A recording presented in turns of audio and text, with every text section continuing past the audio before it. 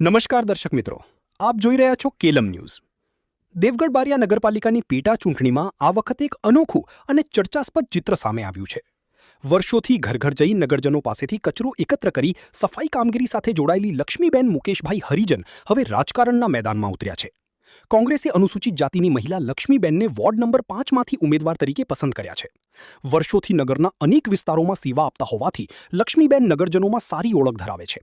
હવે તેઓ કચરો એકત્ર કરવા નહીં પરંતુ મતદારોના આશીર્વાદ અને મત મેળવવા માટે ઘર ઘર જઈ રહ્યા છે।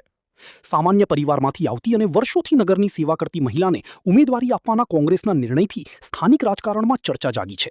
હવે મતદારોનો નિર્ણય શું રહેશે તેનો જવાબ મતદાન અને પરિણામ બાદ સામે આવશે। રિપોર્ટર દર્શન સુતરિયા, દેવગઢ બારિયા। શું નામ તમારું બેન? લક્ષ્મીબેન મુકેશભાઈ। તમે કયા પાર્ટીમાંથી ટિકિટ આપવામાં આવી છે?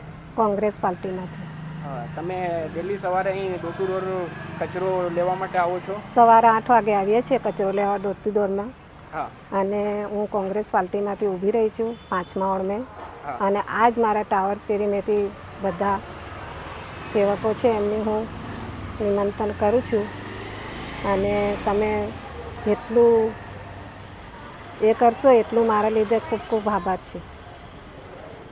આજ વિસ્તાર લાગે છે તમારો? હા, આજ વિસ્તાર લાગે છે। કયા વિસ્તારમાં કચરો લેવા જાઓ છો? હું લાલા પાર્ક, મિત્રમિલ સોસાયટી, ટાવર શેરી, સુતારવાડો, કન્યા શાળા અને મોતીપુરા, ખોસપોળી, ચોગનિયામાં મારા 5મો વોર્ડ છે અને મને કોંગ્રેસ પાર્ટીએ મને ટિકિટ આપી છે અને હું એમની જ જોડે રહેવા માગું છું। શું તમે ડેલી રોજે કચરો લેવા આવો છો ડોર ટુ ડોર?